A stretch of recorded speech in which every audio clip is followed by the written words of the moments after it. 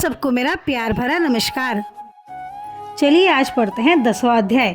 राजा पृथु ने कहा, हे देवर्षि, आपको नमस्कार है। अब कृपया कर आप ये कहिए कि जिस समय भगवान शंकर ने माथे का तेज क्षीर सागर में डाल दिया उस समय क्या हुआ। नारद जी ने कहा, हे राजन, जब शंकर जी ने तेज क्षीर सागर में डाल दिया तो वह शीघ्र ही बालक होकर गंगा सागर के संगम पर बैठकर संसार को भय देने वाला रुदन करने लगा। उसके रुदन से समस्त संसार व्याकुल हो उठा।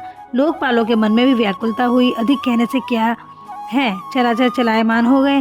शंकर सुवन के रुदन से ब्रह्मांड व्याकुल हो गए। समस्त देवता और ऋषि मुनि व्याकुल होकर लोक पितामह ब्रह्मा जी की शरण में गए और सबने मिलकर ब्रह्मा जी को प्रणाम किया और स्तुति की। फिर कहा, हे पितामह, यह बड़ा भयंकर समय आया है, इसका नाश कीजिए। देवताओं की यह बात सुनकर ब्रह्मा जी सत्यलोक से उस बालक को देखने के लिए समुद्र तट पर आए। समुद्र से ब्रह्मा जी को आते देख उन्हें प्रणाम किया और बालक को उठाकर उनकी गोद में दे दिया। तब विस्मय होकर ब्रह्मा जी ने पूछा, हे सागर, तुम शीघ्र बताओ कि यह बालक किसका है। तब समुद्र ने कहा, हे प्रभु, ये तो मैं नहीं जानता, किंतु मुझे इतना अवश्य ज्ञात है कि यह गंगा सागर के संगम पर प्रकट हुआ है। अतः आप इस बालक का जाति कर्म आदि संस्कार कीजिए, इसका जातक फल बताइए। नारद जी कहते हैं कि इधर तो सागर ब्रह्मा जी से ऐसे कह रहा था, उधर सागर पुत्र भी ब्रह्मा जी के गले में हाथ डाल डालकर बार बार उनको आकर्षण कर रहा था। अब तो उसने ब्रह्मा जी का गला जोर से पकड़ा कि वह पीड़ित हो नेत्रों से आंसू डालने लगे। किसी प्रकार उन्होंने अपने दोनों हाथ से जोर लगाकर गला छुड़ाया और सागर से कहा, सुनो, मैं तुम्हारे पुत्र का जातक फल कहता हूँ। मेरी आंखों से जो जल निकलता है, इस कारण इसका नाम जलंधर होगा।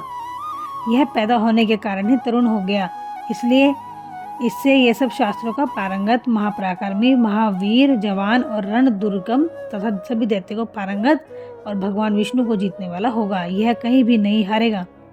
एक भगवान शंकर को छोड़कर सबसे आश्वस्त होगा। जहाँ से यह उत्पन्न हुआ है फिर वहीं जाएगा। इसकी पत्नी बड़ी पवित्र पतिव्रता, सौभाग्यशाली, सर्वसुंदरी, परम मनोहर, मृदुभाषिणी तथा शील की सागर होगी। नारद जी ने कहा, हे राजन, सागर से ये कहकर ब्रह्मा जी ने शुक्राचार्य को बुलाकर बालक का राज्याभिषेक कराया। फिर अंतर्ध्यान हो गए। अब तो उस बालक को देख सागर बहुत प्रसन्न हुआ। कितने ही उपाय से उसका पालन करके बड़ा किया। फिर कालनेम नामक असुर को बुलाकर उसकी वृंदा नामक पुत्री से विवाह कराया। अब शुक्राचार्य के प्रभाव से वह दैत्यों पर राज्य करने लगा। ओम नमो भगवते वासुदेवाय नमः। आप इस मंत्र का उच्चारण कई बार करें, इससे विष्णु भगवान अत्यंत प्रसन्न होते हैं। कार्तिक मास में कुछ न कर सके तो आप नहा धोकर ब्रह्म मुहूर्त में बस एक दीप दान कर दें और तुलसी को जल चढ़ाएं। इसी से भगवान विष्णु प्रसन्न होंगे और आपको अच्छा सा आशीर्वाद देंगे।